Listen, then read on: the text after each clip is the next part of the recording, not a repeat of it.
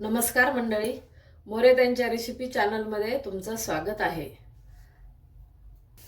आज आपण बटाट्यापासून काहीतरी वेगळी अशी मी रेसिपी करून दाखवणार आहे। त्याच्यासाठी मी हे बटाटे घेतलेले आहेत। आपण इथं 9 बटाटे घेतलेले आहेत आणि कसे आता उन्हाळा सुरू झालाय ना, त्याच्यामुळे म्हणजे कोणतीच भाजी केली तरी हिवाळ्यात कसं राहतं, कोणती भाजी असो छान म्हणजे वातावरण चांगलं असतं तर कोणती भाजीची चव लागते। उन्हाळ्यात तसं नाही, काहीतरी वेगळं वेगळं। भाज्या त्याच आहे पण आता बटाट्यापासून मी काहीतरी तुम्हाला वेगळं करून दाखवते। म्हणजे बटाट्याची भाजी आपण नेहमीच करतो पण आता थोडंसं काहीतरी वेगळं म्हणजे चव येते तोंडाला म्हणून मी करून दाखवणार आहे। त्याच्यासाठी बटाटे घेतलेले आहेत। तर मी काय केलं, आधीच भाजून ठेवलेले बटाटे धुवून स्वच्छ घेतले, त्याला तेल लावलं। आपण वांगे जसे भाजतो तशी ही जाळी घेतली, गॅस पेटवला आणि ह्या जाळीवर असे अर्धे अर्धे करून बटाटे मी आधीच भाजून ठेवले। तेल याच्यामुळे लावलं की हे वरचं आपलं ना साल्ट जरा पटकन निघते वांग्यासारखं आणि मग न शिजवता अशी भाजी एकदम चविष्ट लागते। म्हणून म्हणलं चला काहीतरी थोडंसं वेगळं करून दाखवा माझ्या पद्धतीनं।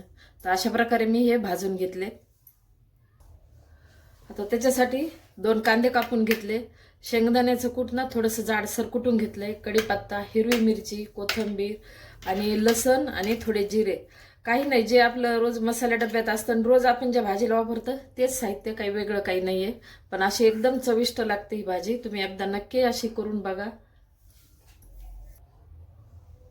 आता हे बटाट्याचं आहे ना मी वरचं साल्ट काढून घेते आणि याला कापून घेते।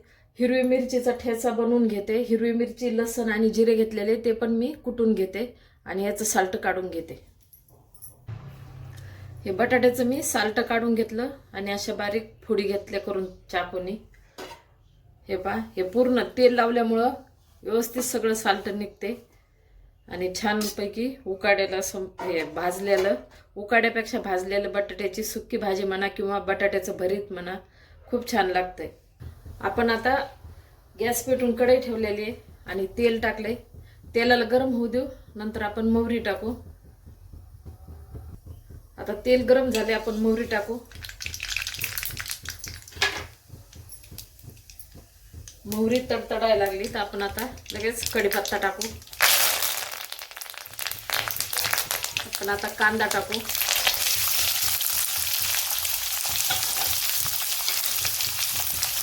कांद्याला परतून घेऊ। कांदा लवकर परतण्यासाठी थोडंसं मीठ टाकू आधी, म्हणजे काय होतं कांदा लवकर कलर बदलतो आणि पटकन वेळ आपला कमी होतो। अर्धा चमचा मीठ टाकलं, परत आपण भाजीला मीठ टाकणार आहे अजून, हे कांदा परतण्यासाठी मीठ टाकलं। कांदा परतलाय छान।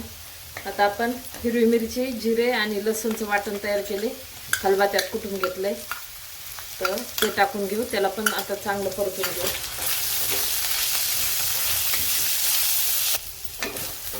आता हिरवी मिरचीचं आपलं वाटण पण हे मस्त परतलंय। आता हळद टाकू आपण।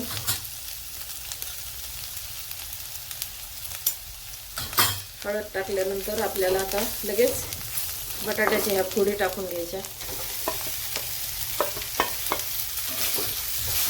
आणि आपण अर्धा चमचा कांद्यामध्ये मीठ टाकलं होतं, आता मी त्या हिशोबाने मीठ टाकून घेते।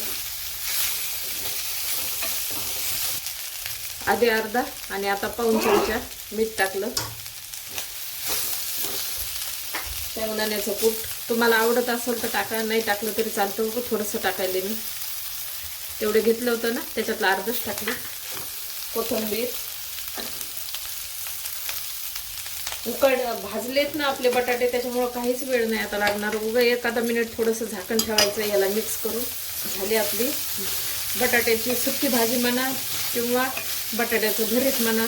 पण एकदा अशा पद्धतीनं तुम्ही नक्की बनवून बघा। पूर्ण मिक्स केलं, आता फक्त अर्ध्या मिनिटं किंवा 1 मिनिटासाठी तुम्ही याच्यात झाकण ठेवा। एक उगा आपल्याला हलकीशी वाफ काढायची, कारण आपले भाजलेले बटाटे आणि मसाला पूर्ण भाजून घेतलाय, कांदा चांगला परतलेला, हिरवी मिरचीचा मसाला। आता अर्ध्या मिनिटासाठी झाकण ठेवते, तर लगेच ताट काढू। अर्धा मिनिट झालाय, वाफ दिली तर मस्त वाफ निघलेली त्याच्यातून. आता काढून घेते. भाजी आपली सुकी भाजी किंवा आपलं बटाट्याचं भरीत तयार आहे.